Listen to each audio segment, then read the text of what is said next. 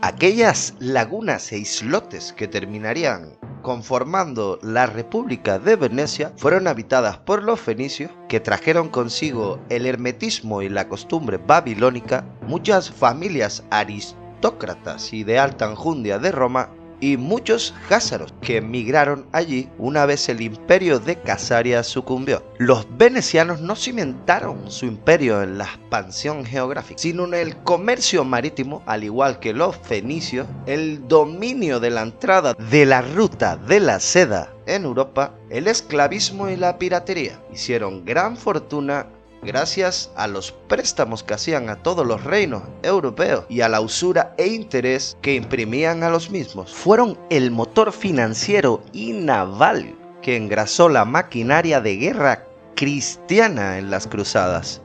Contaron para ello con el apoyo de los nobles francos y normandos y de su archiconocida orden religiosa, los templarios. Las iglesias y monumentos templarios que aún a día de hoy siguen en pie en Venecia son una prueba más que fehaciente de la fuerte conexión que se estableció entre la nobleza negra y la Orden del Temple, ya que luchaban por intereses comunes. La nobleza negra veneciana estableció unas redes de espionaje y contraespionaje que abarcaban todos los reinos de Europa. Esta red de inteligencia se infiltró no solo en todas las cortes de Europa, sino en el Vaticano y en su gran orden, la Orden de los Caballeros de Malta. Esta gran red de inteligencia llegó a su culmen con la creación de la Orden de Jesús. Esa experiencia mística que le sobrevino al español de Ignacio de Loyola después de haber sido herido de gravedad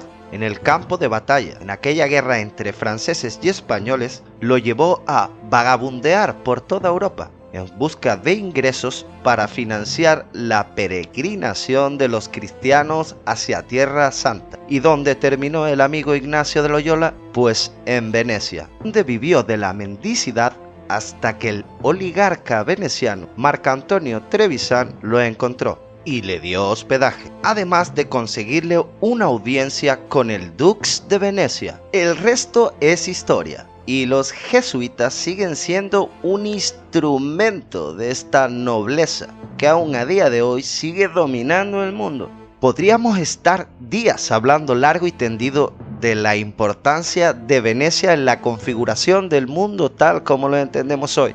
Podríamos hablar de su configuración política, del Consejo de los 10, de los duques de Venecia, de importantes familias como los Farnese o los Giustiniani, descendientes directos del emperador Justiniano. Otras familias de nobles que sin ser venecianos se mezclaron con la nobleza de esta región, como los Borgia, por ejemplo. Podríamos hablar del importante papel que desempeñaron en las reformas y contrarreformas del cristianismo. Podríamos hablar de su papel en la colonización de América. Más adelante hablaremos de cómo formaron la Liga Lombarda y cómo, una vez el imperio veneciano estaba en declive, se extendieron por toda Europa. Pero prefiero centrarme en cómo establecieron el sistema esclavista, basado en la centralización bancaria y la usura. En aquella época, la práctica de la usura estaba muy mal vista entre los nobles. Es más, hubo una época en la que en el Imperio Romano la práctica